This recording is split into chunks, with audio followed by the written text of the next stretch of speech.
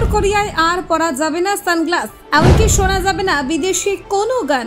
আর এখানেই শেষ নয়, কাউকে ফোনে বলা যাবে না লাভ শব্দটি। হ্যাঁ, আমেরিকার জম কিম জং উন দেশের মানুষের সঙ্গে ঠিক কি করেন জানেন? বিয়ে, সানগ্লাস, গান শোনা সবেতেই নিষেধাজ্ঞা। নিয়ম অমান্য করলেই শেষ হয়ে যাবে জীবন। কার জীবন কখন চলে যাবে তা কেউ বলতে পারে না। কিম জং উনের ভয়ে কাঁপছে গোটা দেশবাসী। এবার আর রক্ষে নেই। কিন্তু কেন উত্তর কোরিয়ায় এইরকম অদ্ভুত নিয়ম চালু করেছেন কিম জং উন? দেখুন এর নেপথ্যে ঠিক কোন কারণ লুকিয়ে রয়েছে। উত্তর কোরিয়ায় আবারও কঠোর হলো সরকারি বিধিনিষেধ। দেশের সর্বোচ্চ নেতা কিম জং উনের শাসন ব্যবস্থায় যে ব্যক্তি স্বাধীনতা ও সাংস্কৃতিক মুক্তির কোনো স্থান নেই তা ফের একবার স্পষ্ট হয়ে উঠেছে। সম্প্রতি দেশটির প্রশাসন এমন একগুচ্ছ নতুন নিয়ম কার্যকর করেছে যা সাধারণ নাগরিকদের দৈনন্দিন জীবনযাত্রায় ব্যাপক প্রভাব ফেলবে। এই নিয়মাবলীর মধ্যে রয়েছে সানগ্লাস পরা, বিদেশি গান শোনা, মোবাইল ফোন ব্যবহারের ভাষা নিয়ন্ত্রণ, এমনকি জনপ্রিয় সংস্কৃতি সংক্রান্ত কিছু সাধারণ শব্দ ব্যবহারের নিষেধাজ্ঞা। নতুন নিয়ম অনুযায়ী উত্তর কোরিয়া সানগ্লাস পরা এখন উৎসব বিরুদ্ধ বা পশ্চিমী সংস্কৃতির প্রভাব বলে ধরা হচ্ছে।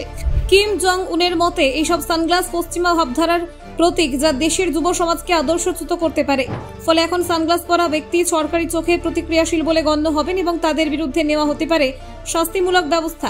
বিদেশি গান, বিশেষ করে দক্ষিণ কোরিয়ার জনপ্রিয় কে পপ সঙ্গীত এখন সম্পূর্ণ নিষিদ্ধ। দেশটির প্রশাসন মনে করে বিদেশি সঙ্গীত তরুণদের মধ্যে বিদেশি সংস্কৃতির প্রতি আসক্তি তৈরি করে এবং দেশের সমাজ কাঠামোয় পুঁজিবাদী বিষ ঢালার সুযোগ করে দেয়। 2022 সালে একটি ভয়ঙ্কর ঘটনা সামনে আসে যেখানে কেবলমাত্র কে পপ শোনার অপরাধে এক 22 বছরের যুবককে প্রকাশ্যে মৃত্যুদণ্ড দেওয়া হয়। ওই ঘটনার পর থেকে কিম সরকার সাংস্কৃতিক শুদ্ধতা বজায় রাখতে আরও কঠোর পদক্ষেপ নিতে শুরু করেছে। উত্তর কোরিয়ায় মোবাইল ফোন ব্যবহারের ক্ষেত্রে আনা হয়েছে নতুন নিষেধাজ্ঞা। এখন থেকে যদি কারো ফোনে এমন কোনো শব্দ, নাম বা ইমোজি থাকে যা পশ্চিমী সংস্কৃতি বা দক্ষিণ কোরিয়ার প্রভাবকে বোঝায়, তাহলে তা সঙ্গে সঙ্গে রিপোর্ট করা হবে এবং ব্যবহারকারীকে আটক করা হতে পারে।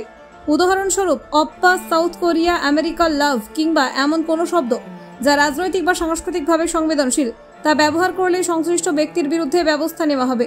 ফোনের কন্ট্যাক্ট লিস্ট পর্যন্ত পৌঁছে যাচ্ছে সরকারি নজরদারি।